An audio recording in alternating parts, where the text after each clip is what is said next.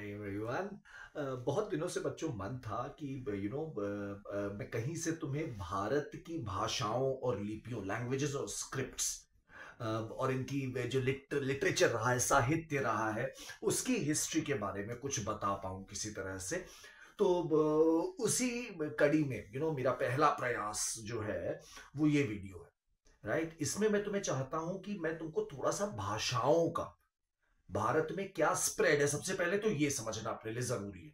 उनकी हिस्ट्री जानने से पहले एक बार थोड़ा सा जानना जरूरी है मोटे स्तर पर। ठीक है, तो इस वीडियो में मेरी कोशिश होगी बेटे कि मैं आपको इंडिया में कितने तरह की लैंग्वेजेस हैं, उनका थोड़ा सा इतिहास की, उनका क्या सोर्स रहा है, कैसे वो भारत में आई हैं, ये यहां पर बता पाऊं।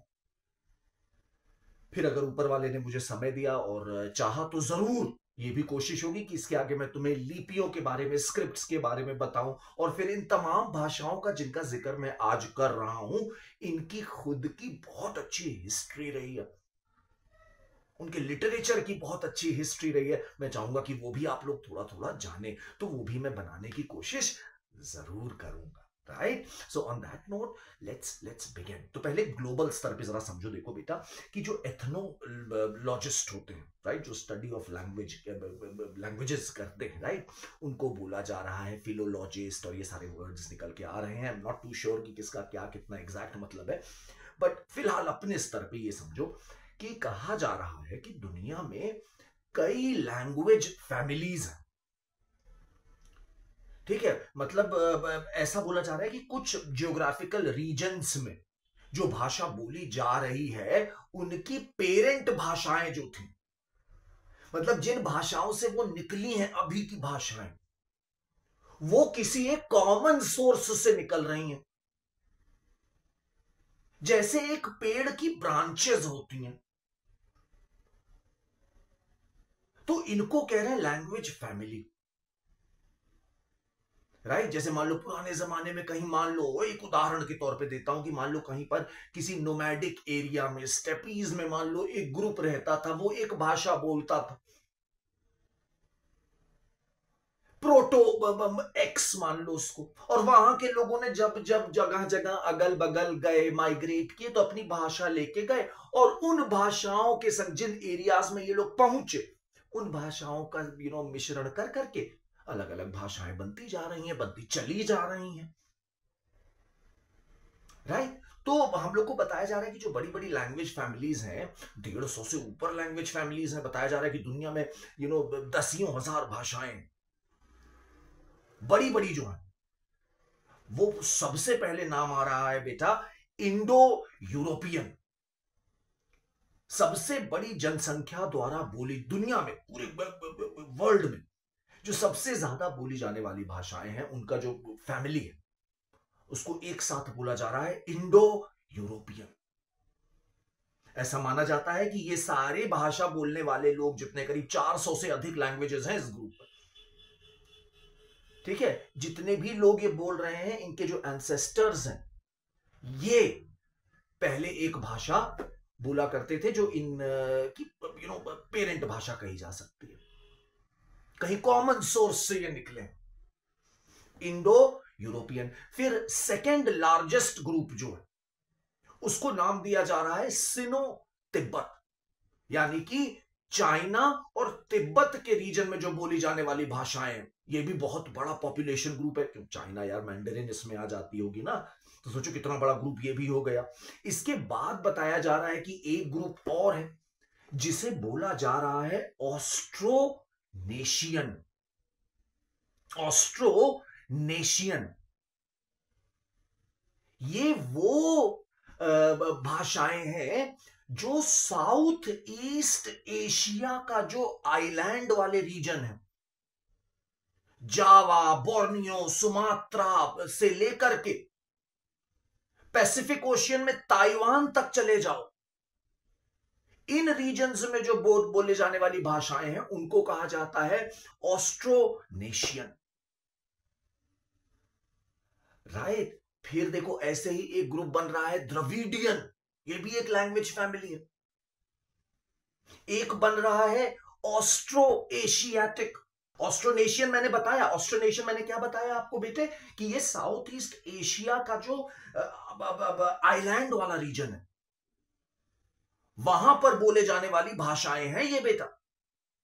और साथ ही साथ ये मेडागास्कर में भी बोली जाती हैं। इनको कह रहे हैं ऑस्ट्रोनेशियन, राइट। ये मैरीटाइम समाज की भाषाएं बोली जा रही हैं। फिर मैंने तुम्हें बताया अगला ग्रुप, एक तो द्रविडियन बोला, और फिर मैं कह रहा हूं कि एक ग्रुप अपने लिए और इंपॉर्टेंट है, वो है ऑस्ट्रो एशियाटिक। कंफ्यूज मत होना, ये वो भाषाएं हैं जो साउथ ईस्ट एशिया के मेनलैंड में बोली जा रही हैं,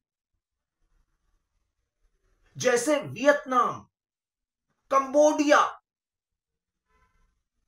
मेरी बात थोड़ी सी समझ में आ रही है क्या बच्चों? इन भाषाओं को कह रहे हैं ऑस्ट्रो एशियाटिक। इनके बारे में मैं अभी तुमसे थोड़ा और बात करने वाला हूं, क्योंकि भारत में भी कई भाषाएं हैं जो ऑस्ट्रो एशियाटिक हैं, तो हमें थोड़ा सा इस ग्रुप को और जानना ही है, ठीक है। तो मैं अभी के लिए बात को आगे बढ़ा रहा हूं।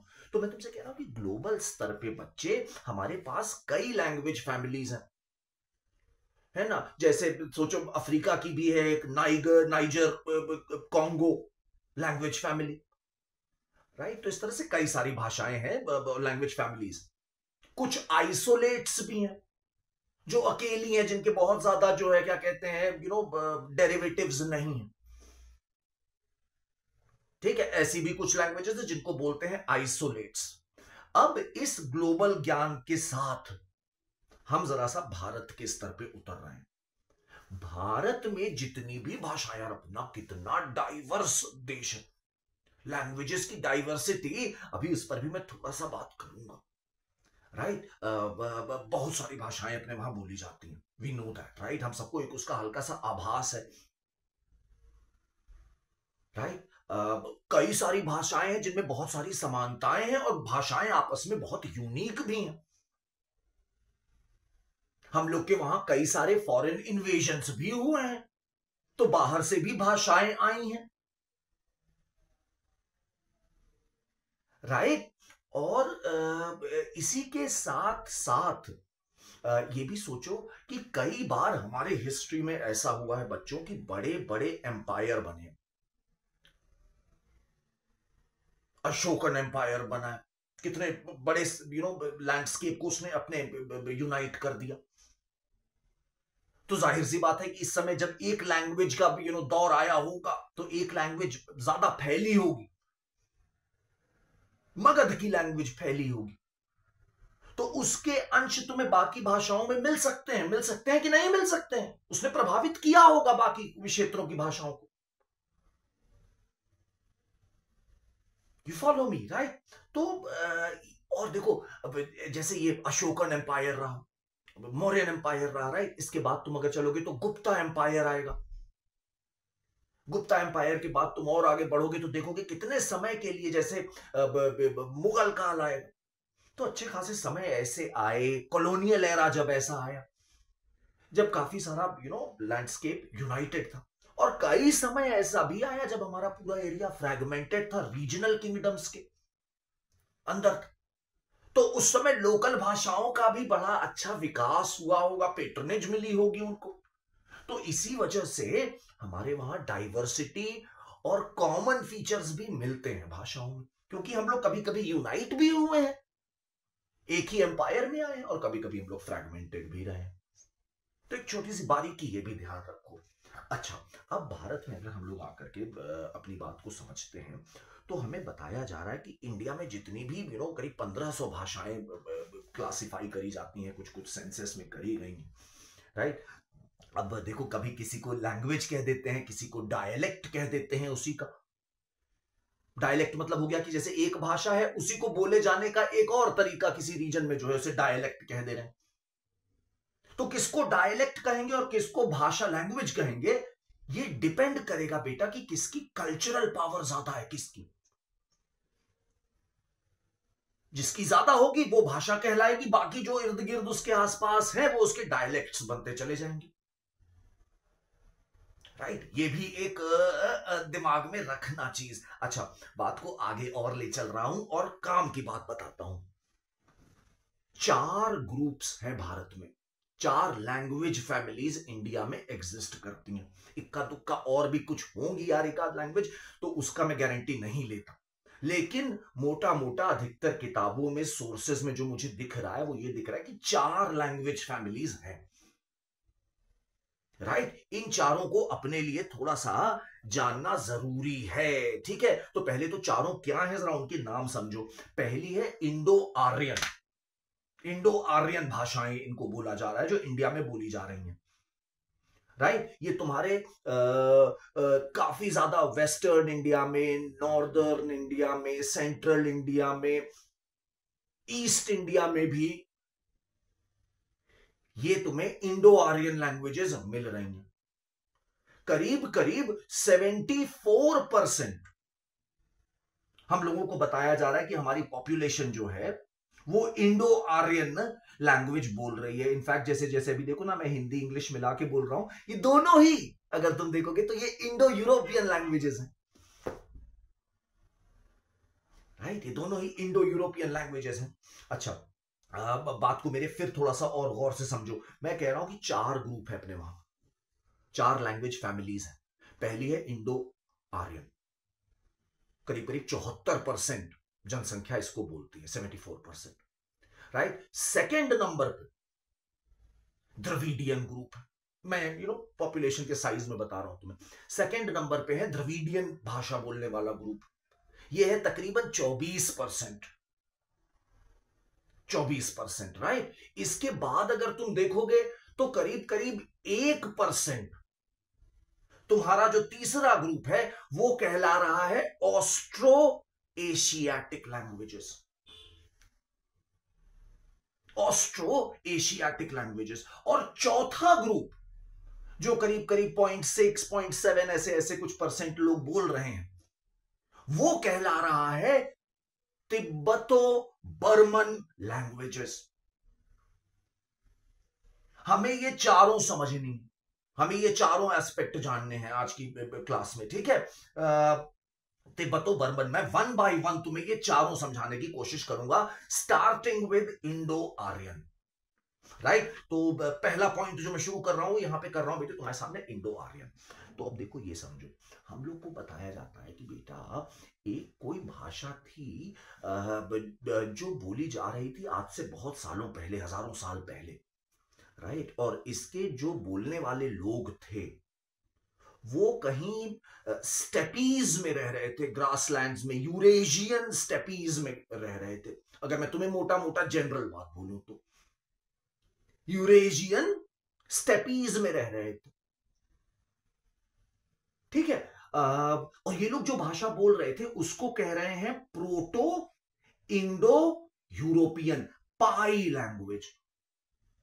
और ये लोग धीरे धीरे माइग्रेट होते गए, ये लोग ग्रीस भी गए, ये लोग तुम्हारे जो है क्या कहते हैं, इधर टर्की की साइड भी आए, और ये लोग फैल फैल के अलग अलग टाइम पर ये लोग घूमते घूमते तुम्हारे पहुंच गए भारत और ईरान के ऊपर।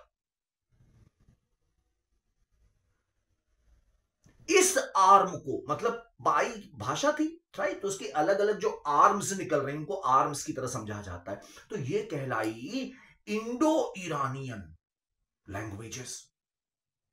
Indo Iranian languages. ईरानियन भी तुम्हारी एक इंडो यूरोपियन भाषा ही है।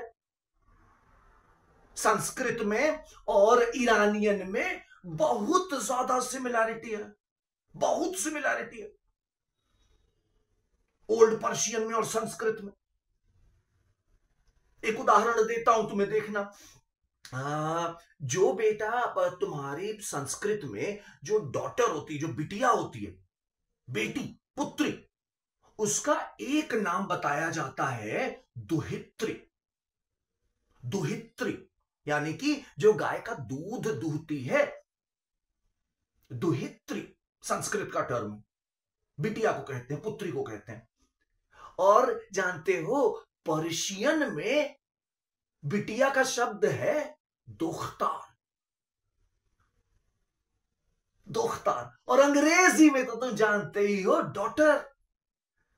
राइट? तो देख रहे हो क्या कनेक्शंस है? इनको कहते हैं कॉग्नेट्स। इस तरह के जो शब्द होते हैं इनको बोला जाता है cognates, right? Anyway, the point which I am trying to tell you here is कि भाई ये इंडो ईरानियन यहां पर आए, ये पूरा ग्रुप, ठीक है? और हमें बताया जा रहा है कि ये इंडो ईरानियन जो है ये यहां पे कुछ दिन रुके होंगे, फिर इनमें से अलग अलग ग्रुप फिर माइग्रेट होते चलेगा।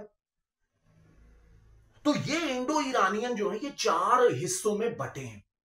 ये चारों नाम जानो जरा, पहले सुनो, काफी सेंस बनाने लगेंगी चीजें तुरंत तुम्हारे लिए। 4 हिस्सों में ये इंडो ईरानियन बटे। पहला हिस्सा जो कहला रहा है, जो अपने लिए सबसे जरूरी है, वो है इंडो आर्यन। ये वो लोग थे जो नॉर्थ इंडिया में घुसते चले गए, इनको कह रहे हैं इंडो आर्यन, राइट? और तुमको यहीं पर एक छोटी सी बात और बताऊं, ईरान जो नाम है ना, ईरान, ये बेसिकली पर्शियनाइज्ड वर्जन है आर्यन शब्द का।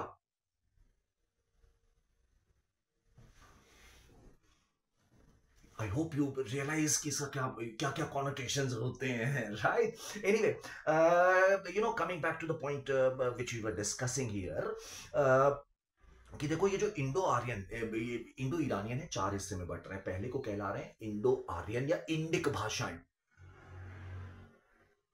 यही है अपना पहला ग्रुप जो 74% लोग बोलते हैं। दूसरा स्प्लिट हुआ ईरानियन भाषा में, जो निकल गया, ठीक है? वो दूसरी ज्योग्राफी में गए, उनके पास दूसरे इन्फ्लुएंसेस आए और उन्होंने अपनी ईरानियन भाषा टाइप की बनाई, ठीक है? तीसरा ग्रुप जो है वो बहुत कम, इनके तीसरे और चौथे नाम कम सुने हैं हम लोगों ने, लेकिन फिर भी जान लो, तीसरा कहलाता है Dardic language, Dardic language, Dardic, right? बोले तो languages that were spoken in the region of Hindu Kush, Dardic languages इनको कहते हैं। मतलब कुछ लोग हिंदू कुश के इलाके में रुके रह गए, तो वहां पे जो भाषा बोली गई वो कहलाती है, उसको थोड़ा अलग करके टाइपिफाई करते हैं ना। देखो मैं एक्सपर्ट नहीं हूं, ध्यान रखो बेटा, मैं तुम्हें केवल एक ये समझ बढ़ाने के पर्पज से पढ़ा रहा हूं चीजें, है ना? मुझे जितनी टूटी फूटी समझ बन रही है वही मैं आपको देने की कोशिश कर रहा हूं, राइट? तो अगर कुछ गलती हो रही हो तो माफी चाहूंगा बेटे, भाषाओं का नाम लेने में भी गलती हो ही रही होगी, and apologies in advance, I am so sorry, right? तो जैसा मैं कह रहा था बेटे कि हाँ, डार्डिक हो गया तीसरा ग्रुप, हिंदू कुश के आसपास बोली जाने वाली भाषाएं। और चौथा ग्रुप कहलाता है नूरिस्तानी। ये अफगानिस्तान का एक इलाका है, नॉर्थ अफगानिस्तान का, वहां पर जो भाषा बोली जा रही है वो भी एक इंडो यूरोपियन भाषा है, इसको नाम दिया जा रहा है नूरिस्तानी, ठीक है? तो ये 4 ग्रुप बनते हैं। अब यहां पे बात करते हैं हम लोग अपने हीरो की, जो 74% भाषाएं हमारी आ रही हैं, 74% स्पीकर्स की जो लैंग्वेज आ रही है, right? Let's talk about this is Indo Aryan या इंडिक लैंग्वेजेस। ये नॉर्थ इंडिया में जब ये आर्यन लोग आए तो इन्होंने जो भाषाएं अलग अलग बनाई हैं उनको कहा जा रहा है, मतलब इनके इन्फ्लुएंस में जो भाषाएं बनती चली गई हैं, ठीक है? इसमें सबसे पुरानी जो भाषा हमें पता चल रही है, सबसे पुरानी जो भाषा पता चल रही है वो कहला रही है वैदिक संस्कृत। ये 1500 बीसीई के आसपास से ही इसका हम एग्जिस्टेंस और ओरल लिटरेचर की एग्जिस्टेंस मानते, राइट? ऋग्वेद इसी में तो लिखे गए, राइट? अच्छा, फिर हम लोग को यह भी बताया जा रहा है कि देखो संस्कृत जो थी, राइट, ये अनुष्ठानों के काम के लिए थे, अनुष्ठानों में इसका इस्तेमाल होता था, धार्मिक पर्पस से इसका इस्तेमाल होता था। अमूमन नॉर्मल रोजमर्रा की बोलचाल की भाषाएं जो थी अलग अलग रीजन्स में, उनको हम लोग कहते हैं प्राकृत, ठीक है? उनको हम लोग कहते हैं प्राकृत। जो भारत के उपमहाद्वीप में अलग अलग रीजन्स में भाषा बोली जा रही थी, उन्हें हम कहते हैं प्राकृत। जैसे उदाहरण अगर देना हो तो मैं तुम्हें बताऊंगा कि एक कहलाती है भैया तुम्हारी पाली लैंग्वेज।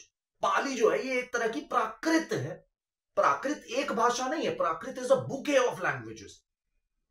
तभी उसे अंग्रेजी में देखोगे तो लिखेंगे प्राकृत, एस लगा देते हैं, प्लूरल कर देते हैं अक्सर, ठीक है, तो प्राकृत में जो है कहते हैं पाली हो गई, अर्धमगधी हो गई, शुरासैनी हो गई, समझ रहे हो, महाराष्ट्रियन प्राकृत हो गई, गांधारी हो गई, ये सारी प्राकृत।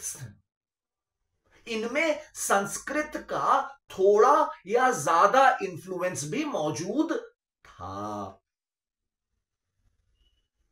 यही प्राकृत धीरे धीरे, अच्छा देखो एक बात और समझो, पहले उधर जाने से पहले एक बात और समझो, करीब 400 बीसीई में, समवेयर अराउंड 400 बीसीई, एक चेंज और होता है। देखो वैदिक संस्कृत जो थी, है ना, और जो रोजमर्रा की संस्कृत और रोजमर्रा की प्राकृत ये लगातार इवॉल्व हो रही थी। ऐसे में करीब 400 बीसीई के आसपास कुछ स्कॉलर्स होते हैं, कुछ ग्रामेरियंस होते हैं, है ना, व्याकरण के एक्सपर्ट्स होते हैं कुछ, जिनमें से सबसे बड़ा नाम बताया जाता है पाणिनि। और ये लोग कोशिश करते हैं कि संस्कृत में जो लगातार चेंजेस हो रहे हैं उनको किसी तरह से अरेस्ट किया जाए, जो चेंजेस को रोका जाए और लैंग्वेज को थोड़ा सा फिक्स्ड किया जाए। और ऐसे में ये लोग ग्रामर की कुछ कुछ रूल्स बनाना शुरू करते हैं। जो वो पाणिनि है जिनका नाम मैं ले रहा हूं, इनको बोला जाता है बेटा लिंग्विस्ट की फील्ड का पितामह, father of linguistics. Linguistics is modern study of language, right, जिसमें वेस्ट ने काफी तरक्की करी है 19वीं शताब्दी 20वीं शताब्दी में। और जहां पे वो लोग अब पहुंचे हैं वहां पे पाणिनि ने सोच करके अपनी किताब जिसका नाम था अष्टाध्यायी लिख दी थी, जिसमें करीब 4000 श्लोक हैं, जिसके माध्यम से उन्होंने संस्कृत को बड़ा स्ट्रेट जैकेट ग्रामर दे दिया, राइट। और ये पूरी किताब जो है ये इन्होंने मतलब सूत्र में लिखी है ना, मतलब बहुत ज्यादा एक्सप्लेनेशंस नहीं दिए, बस सम रूल्स दिए हैं, जैसे अलजेब्रा के रूल्स हैं उस तरह से इन्होंने दिया है। और 2 घंटे में ये किताब पढ़ी जा सकती है, 2 घंटे में ये किताब खत्म हो जाती है जिसको संस्कृत आती है, इतनी कंसाइज किताब है, right. But imagine right what he did with this book. इन्होंने क्लासिकल संस्कृत की शुरुआत कर, जो संस्कृत के वर्क्स, राइट, पाणिनि की ग्रामर को मानते हैं, फॉलो करते हैं, उनको बोला जाता है classical Sanskrit, rule based Sanskrit, शास्त्रों पर आधारित संस्कृत, शास्त्रीय संस्कृत, राइट, ऐसे ध्यान रखें। अच्छा, सो मूविंग ऑन, ये क्लासिकल संस्कृत ऐसे निकल के आई। क्लासिकल संस्कृत की अपनी इवोल्यूशन है, ऑफ कोर्स उसकी हिस्ट्री भी हम लोग जानने की जरूर कोशिश करेंगे in one of these videos, right. But हाँ, उसके बारे में तुम्हें अपने आप भी पढ़ना है, ओके, कोशिश करना कि अपने आप भी उन चीजों के बारे में जानते रहो। अच्छा, तो जैसा मैं कह रहा था तुमको कि ये इस तरह से भाई जो है क्या कहते हैं, संस्कृत का अपना एक वो हिस्ट्री चलती है। मीनवाइल जो प्राकृत हैं तुम्हारी, कई सारी प्राकृत में भी किताबें लिखी गई हैं, लिटरेचर एग्जिस्ट करती है, तुमको वो भी जानना चाहिए। जैसे उदाहरण देता हूं भाई तुम्हें, प्राकृत का जब मैं क्लास लूंगा भगवान ने चाहा कभी तो मैं तुम्हें बताऊंगा कि प्राकृत की जो हिस्ट्री है उसमें एक किताब आती है भैया, गाथा सप्तशती, जो हाला ने लिखी थी, वो महाराष्ट्रियन प्राकृत थी। लेकिन कई सारी भाषाएं ऐसे ही इवॉल्व होती रही, उनमें लिटरेचर नहीं लिखी गई, उतनी ग्रामर नहीं बनी उनकी, राइट। तो अलग अलग समय पे सबका अलग अलग विकास का वो रहा होगा, आप trajectory, I am sure you can agree to that.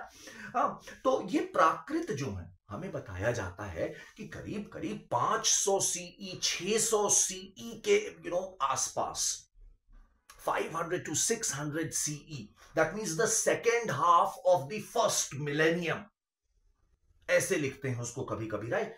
तो उसमें देखने को मिलता है कि ये प्राकृत भी जो है ना, धीरे धीरे बदलाव इनमें आता जा रहा है, और बदलते बदलते अब ये जो भाषाएं बन रही हैं, इनको बोला जा रहा है अपभ्रंश, जिसका मतलब होता है द करप्टेड वंस, जो भ्रष्ट हो गई हूं थोड़ी सी, राइट। इन्हें बोला जा रहा है अपभ्रंश। तो जो प्राकृत थी अलग अलग रीजन्स में, वही धीरे धीरे इवॉल्व होके अब बन गई रीजनल अपभ्रंश। अपभ्रंश भी एक भाषा नहीं है, समझ ही गए होगे ये तो राइट। और अपभ्रंश का भी अपना, अपभ्रंश लिटरेचर का भी अपना इतिहास है, ये भी तुम्हारे दिमाग में बात आ चुकी होगी, समझ रहे हो ना। हाँ, तो भी हम लोग कोशिश करेंगे पढ़ने की अपभ्रंश लिटरेचर क्या, ये सब देख देख के हमको दे दे करके इसके क्वेश्चंस यूपीएससी हमें डराता है, एनसीईआरटी हमें डराता है। तो हम कोशिश करेंगे कि ये वीडियो देख करके हम सारे कॉन्सेप्ट क्लियर कर लेंगे, राइट। अपभ्रंश, अपभ्रंश क्या हो गई, ये भी सेट ऑफ लैंग्वेजेस थी। ये 500 सीई के बाद प्राकृत का जो नेक्स्ट लेवल ऑफ एवोल्यूशन है, उसी को कह रहे हैं अपभ्रंश। स्कॉलर्स ने उसको इस तरह से कैटेगराइज कर दिया है, ठीक है। और आगे की बात और कमाल की सुनो, यही अपभ्रंश भाषाएं हैं जो करीब करीब 1200 सीई में जाकर के तुम्हारी आज की जो भाषाएं हम बोल रहे हैं, जिन्हें हम कहते हैं modern day Indo Aryan languages, वो फॉर्म में तब्दील होना शुरू हो गई। फिर से मेरी बात सुनो, मैंने कहा कि करीब करीब 1200 सीई के आसपास ये जितने भी अपभ्रंश थे, जैसे गुजरात में जो बोला जाता होगा, असम में जो बोला जाता रहा होगा, जहां जहां ये आर्यंस फैले जा जाकर, राइट। तो असम में जो बोला जाता रहा होगा, तुम्हारा इधर कहीं जाकर के जो बोला जाता रहा होगा, कश्मीर में जाके जो बोला जाता रहा होगा, है ना, उत्तर प्रदेश में आकर के जो बोला जाता रहा होगा अपभ्रंश, वो सारे 1200-1300 के आसपास धीरे धीरे फिर से इवॉल्व हुए नए फॉर्म में, और चेंजेस उनमें आए, राइट। और उसकी वजह से हमें बताया जा रहा है कि जो हमारी मॉडर्न डे लैंग्वेजेस हैं आजकल, जिनका हम इस्तेमाल कर रहे हैं, उस फॉर्म में भाषाएं आने लग गई। इंडो आर्यन लैंग्वेजेस, तुम्हारी हिंदी इंडो आर्यन लैंग्वेज है, गुजराती इंडो आर्यन लैंग्वेज है, पंजाबी इंडो आर्यन लैंग्वेज है, कश्मीरी इंडो आर्यन लैंग्वेज है, Assamese, Maithili, right, there are Marathi, Bengali, right. ये सारी की सारी तुम्हारी इंडो आर्यन लैंग्वेजेस कही जा रही हैं। 74% जो है बोलते हैं। इनमें से सबका, जैसे तुम देखोगे ना अपने यूपीएससी के कोर्स में, अगर आप देखेंगे तो बेटा क्या कहते हैं, इन सारी का अपने सिलेबस में है कि हिंदी की हिस्ट्री क्या है, बंगाली की हिस्ट्री क्या है, मराठी की हिस्ट्री क्या है, असमीज की हिस्ट्री क्या है, क्वेश्चंस आते रहे हैं। तो पहले तो ये बड़ी पिक्चर समझ लो कि ये भाषाएं बन कैसे रही हैं, इनके सारे टर्म्स हमें क्लियर होने चाहिए। हर भाषा इसी स्टेज से गुजरी है, प्राकृत, अपभ्रंश, और उसके बाद अभी का मॉडर्न फॉर्म, राइट। ध्यान रखेंगे इसको। तो ये कहलाए तुम्हारे पूरा जो ग्रुप बन रहा है बेटा, इसको ध्यान रखना, कह रहे हैं इंडो आर्यन लैंग्वेजेस, राइट। बड़ा ग्रुप है, इनमें से कई सारी लिटरेचर वाली लैंग्वेजेस हैं और अच्छी गजब गजब की लैंग्वेजेस हैं, ठीक है। अब मैं शायद, हाँ, I think I am done with Indo Aryan, right. अब मैं थोड़ी सी कुछ बातें, देखो इंडिया भाई, अब देखो यार, वैदिक लिटरेचर ही बहुत बड़ा है ना, लेकिन मैं वो अभी नहीं पढ़ाना चाह रहा। पहले मैं भी तुम्हें बड़ी पिक्चर दिखाना चाह रहा हूं। पहले बड़ी पिक्चर देखो, ठीक है। पहले बड़ी पिक्चर देखोगे तो फिर उसकी माइन्यूट डिटेल्स अपने आप पिक करने लगोगे यार, लॉजिकल लोग हैं सब, ठीक है। तो सेकंड ग्रुप जो है अपना सबसे बड़ा, जिसको 24% लोग बोल रहे हैं, ये कहला रहा है भाई अपना Dravidian. Isn't it? This is what we are calling it, Dravidian group. तो अब जरा थोड़ा सा इनको जानते हैं भाई, ठीक है। अगर तुम द्रविडियन भाषाएं देखोगे तो तुम्हें बड़ा मजा आएगा यार। अगर तुम इनको पॉपुलेशन के आधार पे जरा सा देखो, तो सबसे ज्यादा बोले जाने वाली भाषा हो गई तेलुगु, उसके बाद तमिल, उसके बाद कन्नड़, और उसके बाद मलयालम। ठीक है, लेकिन तमिल सबसे पुरानी बताई जाती है। लेकिन तमिल सबसे पुरानी बताई जाती है। इन सभी भाषाओं का अपना बहुत प्यारी हिस्ट्री है बे, अपने कोर्स में भी है बे, और पढ़ेंगे भी शायद बे। तो ये ध्यान रखेंगे, ठीक है।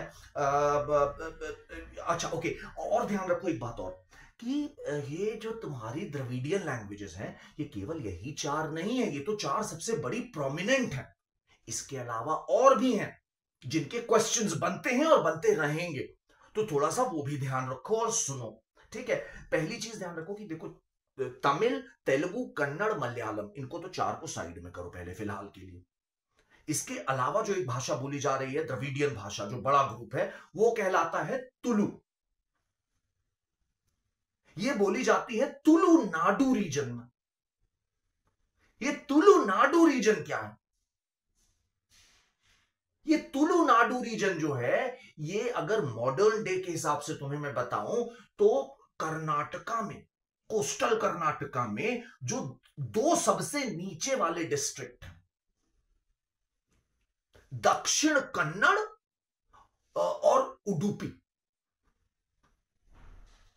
वो रीजन, और साथ ही साथ तुम्हारा जो है केरला का सबसे ऊपर वाला डिस्ट्रिक्ट जो है कसारगोड, इस रीजन को मिला करके बोला जाता है तुलु नाडु। राइट, इस रीजन को बोला जाता है बेटे तुलु नाडु। इसका सबसे बड़ा जो शहर है वो मैंगलोर है। मैंगलोर, आई एम श्योर नाम सुना होगा तुम लोगों ने, राइट। और ये भी जो है द्रविडियन भाषा बोली जाती है यहां पर। इसी के ठीक नीचे, मतलब समझ लो साउथ ईस्ट में, कर्नाटका में कुर्ग रीजन है, कुर्ग, वहां पे एक भाषा बोली जा रही है कोडावा या कुर्गी। उसे भी कुर्गी कह रहे हैं, कुर्गी भी कह रहे हैं, कुर्ग की भाषा, या उसको बोल रहे हैं कोडावा, राइट। ये अपेरेंटली ये यहां पे एक कोडागू ग्रुप है, कोडागू, उन लोगों द्वारा बोली जाने वाली द्रविडियन भाषा है। छोटा सा ग्रुप है, बोलते हैं थोड़ा थोड़ा, इनमें मलयालम से सिमिलैरिटी है, बाकी द्रविडियन भाषाओं की सिमिलैरिटी है थोड़ी थोड़ी, बट कुछ यूनिकनेस भी होगी, जाहिर सी बात है, तभी उनको अलग से कैटेगराइज करना पड़ रहा है हमें। और जानते हो, तुलु और कोडावा भाषा का अपना साहित्य है, अपना इतिहास है, तो हल्के में लेने वाली चीज ये नहीं है। अच्छा, इसके अलावा सोचो, यही नहीं, द्रविडियन भाषाएं और भी हैं हमारे देश में, जैसे कि गोंदी भाषा, गोंद गोंद ट्राइब की जो भाषा है, ओराओं ट्राइब जो है उनकी भाषा, ये भी तुम्हारी जो है द्रविडियन भाषाएं हैं बेटे, द्रविडियन भाषाएं हैं ये भी, ठीक है। इसके अलावा अगर तुम देखोगे तो कुछ कुछ पॉकेट्स में नॉर्थ और सेंट्रल इंडिया में भाषाएं बोली जा रही हैं, जिनको हम कह रहे हैं कुरुख या मल्टो। ये भी द्रविडियन भाषाएं बताई जा रही हैं भाइयों और बहनों, ये भी द्रविडियन भाषाएं बताई जाती हैं। नेपाल, भूटान, बंगाल, बांग्लादेश, यहां पर भी पॉकेट्स में कहीं कहीं द्रविडियन भाषाएं बोली जा रही है, यही माल्टो और कुरुख, राइट। इसके अलावा एक और बात यहां पे ध्यान रखो बेटा, एक द्रविडियन भाषा है ब्राहुई, ब्राहुई, BRAHUI। ये भाषा जानते हो कहां बोली जाती है? ये भाषा बोली जा रही है ईरान और पाकिस्तान का जो बलूचिस्तान रीजन है ना, वहां पे बोली जा रही है। साउथ वेस्ट पाकिस्तान समझ लो, साउथ वेस्ट पाकिस्तान, ईरान और पाकिस्तान दोनों जगह पे जो बलूचिस्तान रीजन है, वहां पर ये बोली जाती है, राइट। और अफगानिस्तान में बोली जाती है ब्राहुई। कहीं कहीं में बताया जा रहा है तुर्कमेनिस्तान के इलाके में ब्राहुई भाषा बोली जाती रही है, द्रविडियन भाषा है ये। तो देखो, समझो कि द्रविडियन भाषा जो है, ऐसा नहीं है केवल दक्षिण में बोली जा रही है, श्रीलंका में भी बोली जा रही है, ऑफ कोर्स, राइट। ये नॉर्थ में भी बोली गई, देखो ब्राहुई अफगानिस्तान में बोली गई, तुर्कमेनिस्तान में बोली जा रही है, और इधर देखो यहां बीच में भी बोली जा रही है, गोंद, ओराओं, माल्टो, कुरुख, ये सब द्रविडियन भाषाएं हैं अधिकतर, लेकिन ये अपने वही 5 जो दक्षिण भारतीय स्टेट्स हैं वहां बोली जा रही हैं, तेलंगाना, आंध्रा, कर्नाटका, केरला, तमिलनाडु। ठीक है, ये हो गई अपनी क्या कहते हैं बेटे द्रविडियन भाषाएं। और जैसे जैसे कॉलोनियल पीरियड आया, देखो जानते हो ना, कॉलोनियल पीरियड आया तो भाई आपका वो सब भी शुरू हो गया, इंडेंचर सिस्टम, है ना। इंडेंचर सिस्टम जब शुरू हुआ तो बहुत सारे लोगों को बाहर भेजा गया, है ना। बहुत सारे लोगों को बाहर भेजा गया, कई सारे लोग बाहर माइग्रेट होके चले गए, तो दक्षिण भारत से बहुत सारे लोग बाहर गए और अपनी द्रविडियन भाषाएं लेके गए। तो अब तो तुम जानते होगे ना कि साउथ ईस्ट एशिया वेशिया में भी अच्छी खासी दक्षिण भारतीय कम्युनिटीज पनप रही हैं, राइट। तो लैंग्वेज भी अपने साथ साथ फैल रही है इनकी भाई, ठीक। So that is also one thing that you should keep in mind about Dravidian languages. और ध्यान रखो हर एक भाषा का, इनमें से जो मैंने बड़े बड़े 4-5 नाम लिए ना, इनकी अपनी अलग हिस्ट्री जो हम लोग को अलग से देखनी चाहिए, वो अपने कोर्स में, ठीक है। आगे बात को बढ़ा रहा हूं, अब मैं चल रहा हूं बेटे जो बाकी 2 अपने ग्रुप बचे हैं, ऑस्ट्रो एशियाटिक और तिब्बतो बर्मन। पहले मैं बात शुरू करूंगा ऑस्ट्रो एशियाटिक से। हमने तुम्हें क्या बताया कि ऑस्ट्रो एशियाटिक वो लैंग्वेजेस हैं बच्चों जो साउथ ईस्ट एशिया के मेन लैंड में बोली जा रही थी, वियतनाम और कंबोडिया के रीजन में। इनके उदाहरण दिए जाते हैं, वियतनामीज भाषा, खामेर भाषा, खामेर भाषा भी इसका उदाहरण दिया जाता है हम लोगों को, ठीक है। मौन भाषा, मौन भाषा, एक मौन भाषा मैंने और देखो ये बर्मा, म्यांमार, इधर भी ये कुछ कुछ रीजन्स में ये माइग्रेट होकर के आए हैं ये लोग। तो ये जो ऑस्ट्रो, अच्छा, और इनकी भाषा एक है मुंडा। गौर से मेरी बातें सुनना, मैं तुम्हें कह रहा हूं कि वियतनाम उस तरफ के लोग थे, कंबोडिया के, ठीक है। हमें बताया जा रहा है कि करीब 2000 BCE में,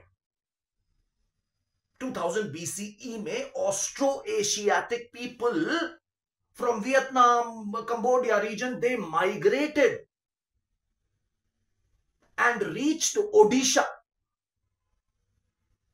और ओडिशा से फिर धीरे धीरे धीरे धीरे ये लोग कुछ कुछ और पॉकेट्स में फैल गए, और इनकी भाषा का हमें अभी भी कंटिन्यूटी दिख रही है।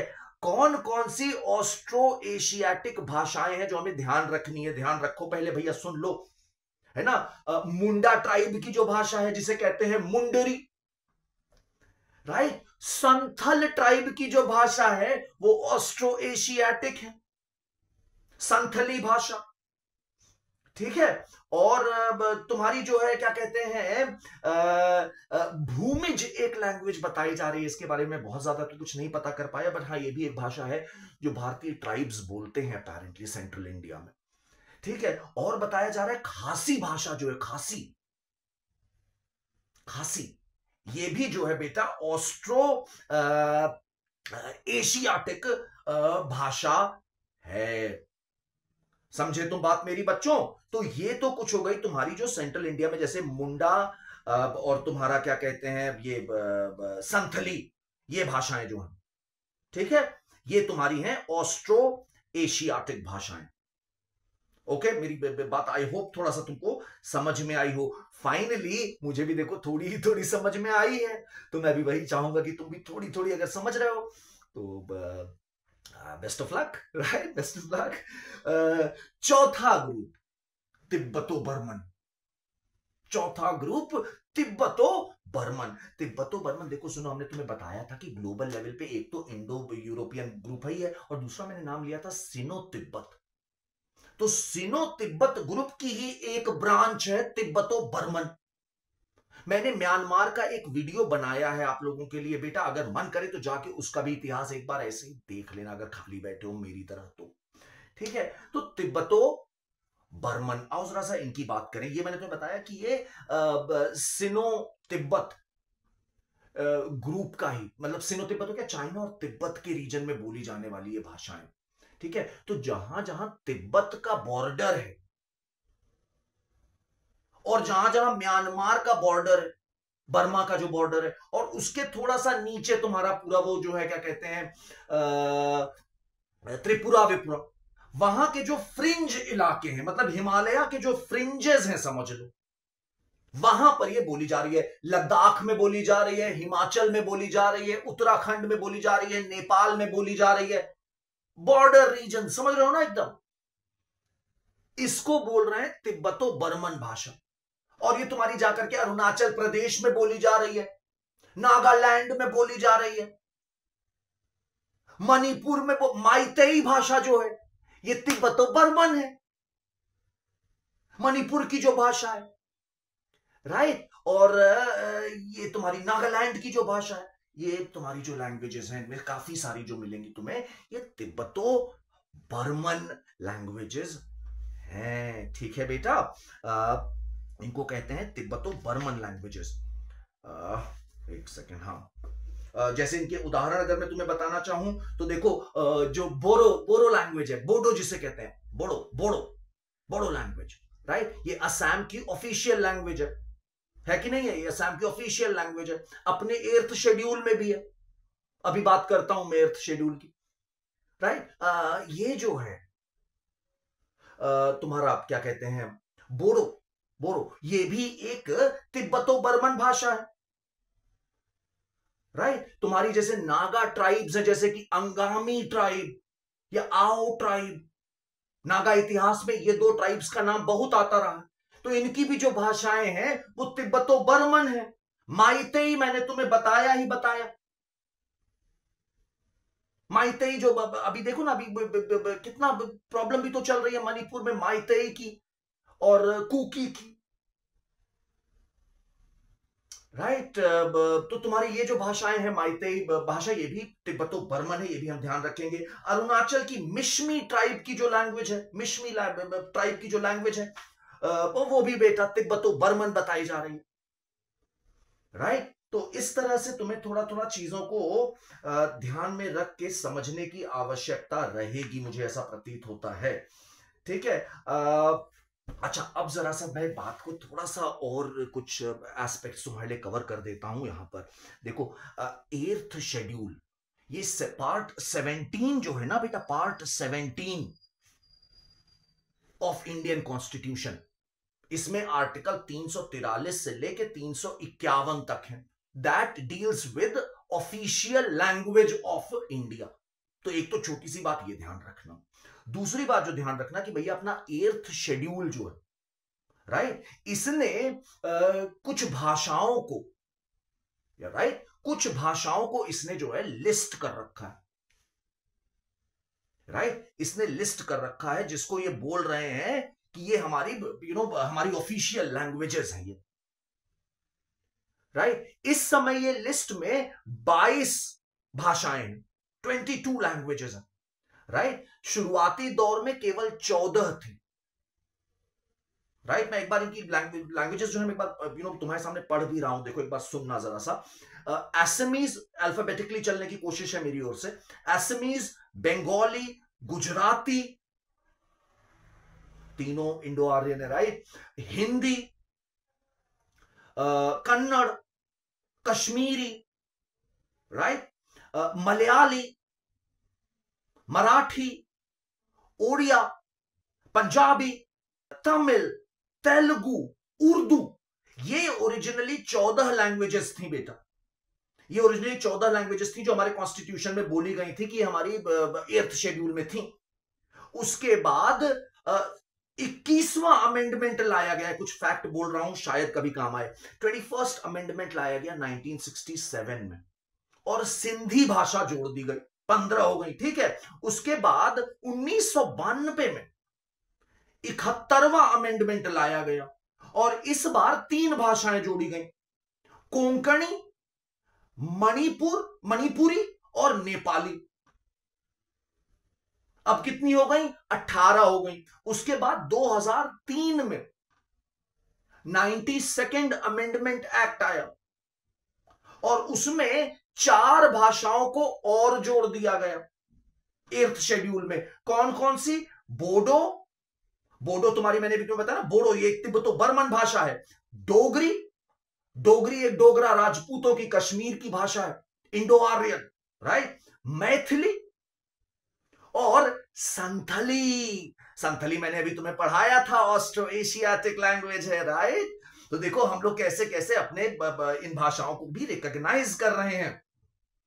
ओके, तो ये तुम्हारे कुछ अमेंडमेंट्स है। अच्छा, यही जो अमेंडमेंट था 92 वाला, 92nd अमेंडमेंट एक्ट जो था ना बेटे, 2003 वाला, इसी ने 8th शेड्यूल में 6 भाषाओं को क्लासिकल भाषा डिक्लेयर कर दिया, शास्त्रीय भाषाएं डिक्लेयर कर दिया गया। ठीक है, मतलब ये कैटेगरी बनाई गई और धीरे धीरे करके अब इसमें 6 भाषाएं एग्जिस्ट कर रही हैं। सबसे पहले तमिल को इसमें दर्जा दिया गया क्लासिकल भाषा का 2004 में। उसके बाद संस्कृत को दिया गया 2005 में। कन्नड़ को और तेलुगु को दोनों को एक साथ 2008 में दिया गया। और मलयाली को दिया गया, मलयालम को 2013 में। और 2014 में उड़िया भाषा को भी दे दिया गया क्लासिकल भाषा का दर्जा। इस तरह से ये 6 भाषाएं हमारी क्लासिकल भाषाएं कहलाती हैं। ठीक है, तो ये बेटा तुम्हारे लिए पूरा दायरा है लैंग्वेजेस का, है ना। पहले मैंने सोचा था कि मैं लैंग्वेज और स्क्रिप्ट दोनों का साथ में एक वीडियो बनाऊंगा, बट मुझे लगा कि पहले एक बार लैंग्वेज तुम्हारे लिए सामने रखता हूं, और फिर धीरे से जब तुम ये जान लोगे थोड़ा सा, you will feel confident about these terms like Prakrit, Apabhramsha, Indo Aryan, Dravidian, Tibeto Burman, so many things. तो मैं एक वो भी भगवान ने चाहा तो वीडियो जल्दी ही बना के डालता हूं। ठीक है, God bless you and enjoy yourself, bye.